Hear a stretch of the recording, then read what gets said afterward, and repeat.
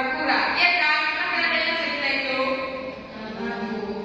Nah, selanjutnya setelah kita mengetahui pengertian dari fabel, ada beberapa ciri-ciri yang terdapat di dalam fabel itu. Yang pertama, tokohnya itu berupa binatang, seperti yang contoh yang telah disampaikan tadi, misalnya semut dan belalang yang sering kita lihat di kartun televisi.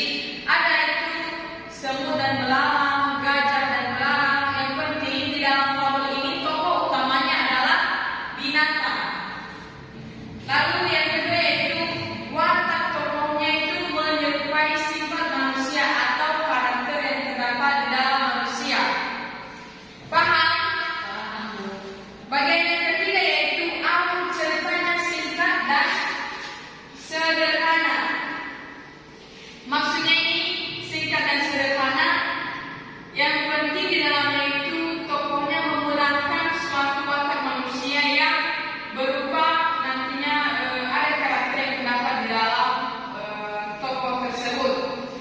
Yang keempat yaitu tema fabel biasanya mengenai interaksi sosial. Maksudnya interaksi sosial ini adalah perbedaan antara misalnya kesederhanaan yang menyerupai nanti ada perbedaan sosial. Misalnya si semut lebih kecil daripada si gajah. Misalnya itu adalah interaksi sosial.